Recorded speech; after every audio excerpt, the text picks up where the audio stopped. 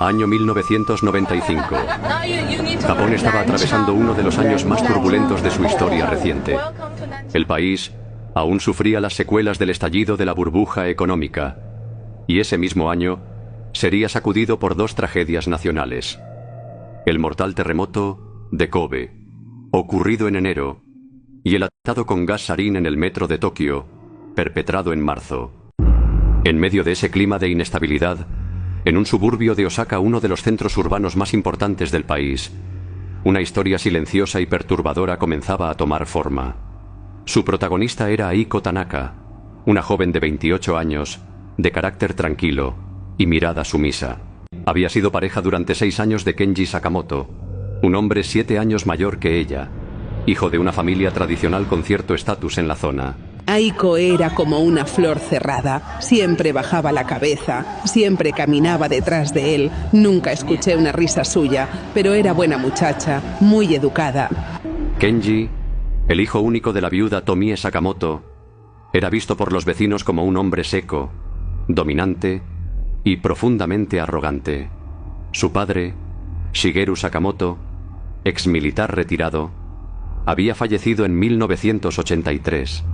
Personas cercanas a la familia afirmaban que el padre tenía un carácter extremadamente autoritario y que su relación con Kenji fue marcada por la violencia y la disciplina extrema. Mi hijo, él era bueno, solo que no sabía cómo expresar lo que sentía.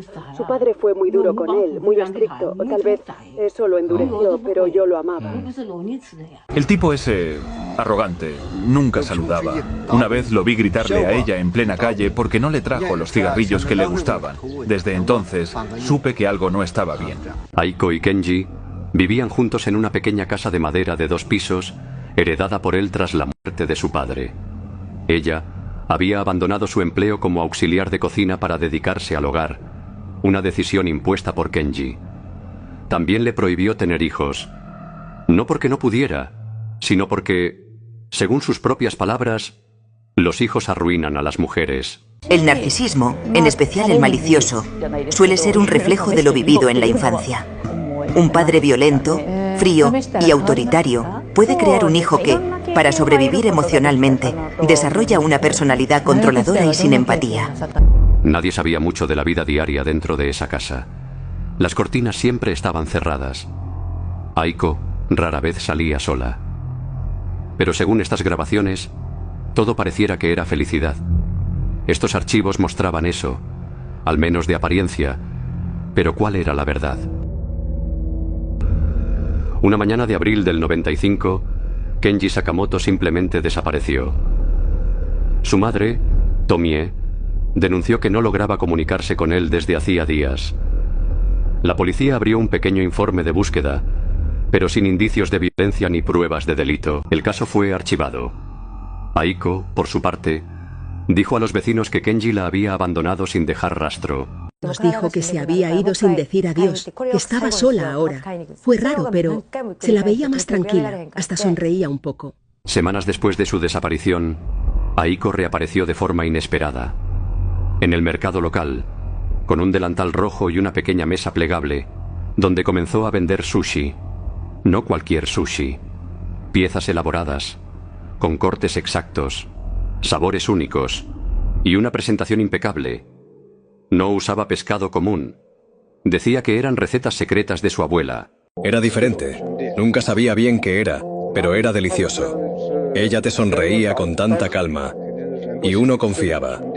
Aiko trabajaba de lunes a sábado, de sol a sol. Nunca se quejaba. Nunca hablaba de Kenji. Cuando le preguntaban por él, respondía: ya no está. Pero estoy bien ahora. Los rumores no tardaron. ¿Por qué el sushi tenía un sabor tan distinto? ¿Por qué Aiko salía cada madrugada con bolsas oscuras? ¿Dónde estaba Kenji realmente? Una vecina llamó al cuartel diciendo que esa mujer cocinaba algo raro, que no usaba pescado fresco ni proveedores. Solo ella y sus bolsas. Eso encendió la alarma. Sin embargo, en 1995, los protocolos eran distintos. No había cámaras de seguridad en cada esquina. Los registros digitales eran escasos. La policía solo podía observar, por ahora. Aiko Tanaka Seguía vendiendo su sushi, siempre sola, siempre en silencio. Una vez le pregunté si pensaba casarse otra vez. Me miró fijo, sonrió muy despacio y me dijo: el amor ya me comió una vez. No quiero repetir el plato. Nunca entendí esa frase. Hoy me da escalofríos. 1995 avanzaba y el silencio en la pequeña comunidad de Hirano, Osaka, seguía pesando como el aire antes de un tifón. La desaparición de Kenji Sakamoto comenzaba a ser un recuerdo vago entre los vecinos. Nadie preguntaba demasiado. Y Aiko Tanaka, su pareja de 6 años, parecía más estable que nunca. El puesto de sushi se había convertido en una curiosidad local. Clientes nuevos llegaban a probar su extraño menú, mientras ella servía cada pieza con una sonrisa serena y ojos cansados. Pero, bajo esa aparente calma, el pasado comenzaba a filtrarse. Estábamos revisando archivos viejos por un caso sin relación y apareció su nombre, Aiko Tanaka. Había presentado 2 denuncias en 1992 y una más en 1994, todas por maltrato psicológico y una incluso por agresión física. Pero en esos años, nada se hacía si no había sangre. Las denuncias habían sido archivadas sin mayor investigación.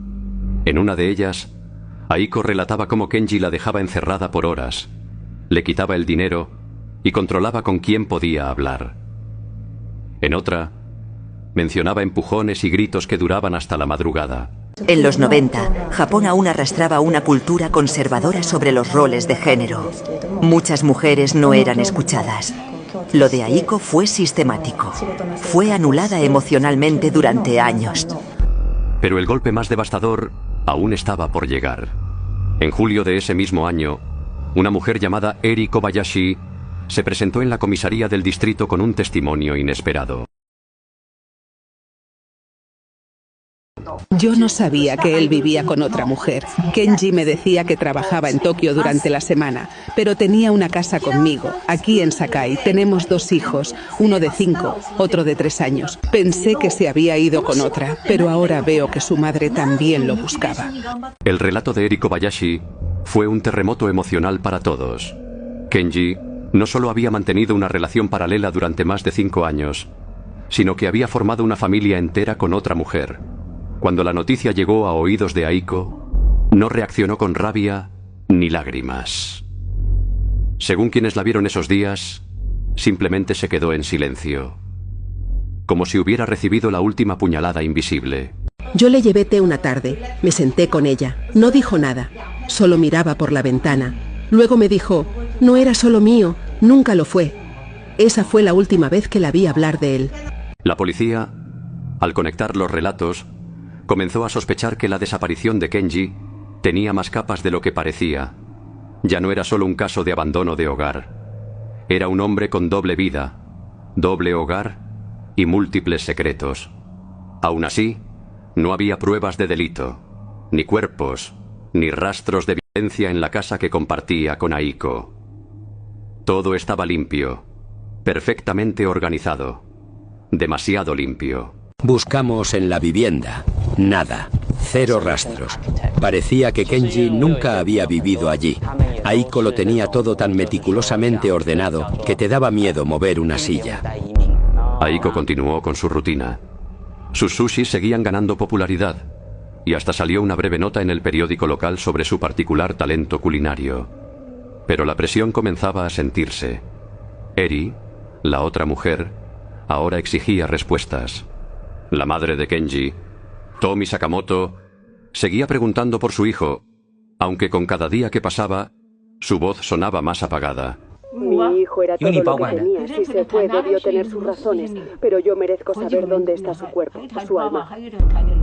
El vecindario comenzó a murmurar. ¿Por qué nadie había visto a Kenji en meses? Y si no se fue, sino que nunca salió de esa casa. Pero, sin pruebas, todo era solo especulación. Aiko, como siempre, servía su sushi con precisión milimétrica. No hablaba con nadie, solo escuchaba, sonreía y cortaba. Le pregunté si alguna vez pensaba cerrar el puesto. Me miró y dijo: mientras haya hambre, siempre habrá algo que ofrecer. Me dio escalofríos. Nadie lo sabía, pero la verdad estaba cada vez más cerca. Solo faltaban unos días y un mal olor. Porque las mentiras, igual que los cuerpos, no pueden ocultarse para siempre. Fue un día nublado de noviembre de 1995, cuando la infancia tropezó con el horror. En un pequeño descampado al norte de Osaka, donde los niños solían jugar entre los árboles y la tierra suelta, uno de ellos descubrió algo que no parecía parte del paisaje.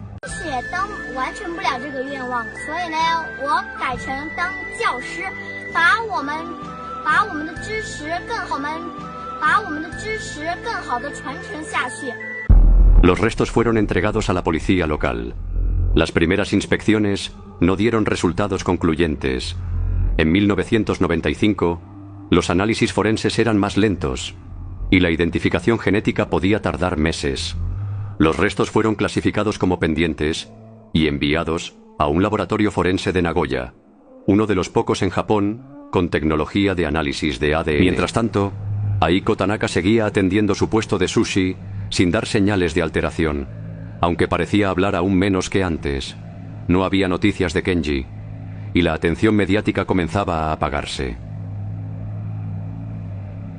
Pero en febrero de 1996, el resultado forense llegó. Los huesos encontrados eran efectivamente de Kenji Sakamoto, desaparecido desde abril del año anterior. Era él. Lo confirmamos por ADN y también por una prótesis dental que coincidía con su ficha clínica. El cuerpo estaba incompleto. Eso fue lo más extraño. Faltaban muchas partes, especialmente tejidos blandos y miembros. Era como si hubiese sido despiezado. La noticia estremeció a la comunidad. Por primera vez, la desaparición de Kenji ya no era un misterio doméstico, sino un posible crimen brutal. El foco, inevitablemente, volvió hacia Aiko Tanaka. Pero entonces ocurrió lo inesperado. Ella también había desaparecido.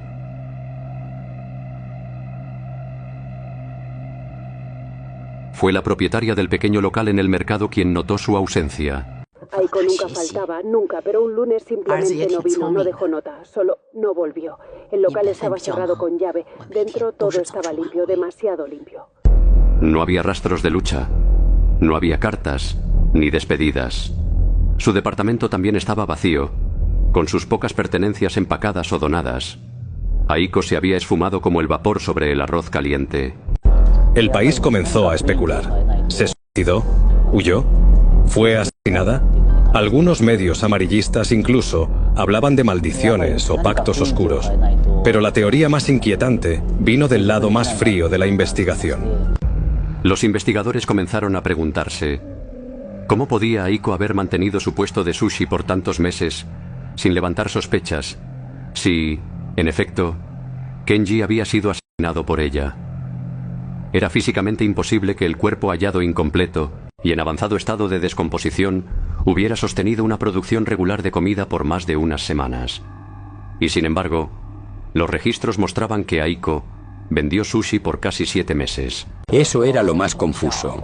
Incluso si Aiko hubiera cometido un crimen, la carne humana no es viable como fuente constante sin levantar olores, sospechas o efectos en la salud de los clientes. Y ninguno de sus compradores enfermó jamás. Algunos incluso dijeron que era el mejor sushi que habían probado. Las hipótesis no tardaron en multiplicarse. ¿Acaso Aiko solo usó los restos de Kenji durante la primera semana como un acto simbólico o de venganza, y luego continuó con ingredientes comunes? ¿Acaso todo solo fue todo una coincidencia y su desaparición no está conectada con los restos? ¿Y por qué el cuerpo de Kenji apareció tan lejos del barrio?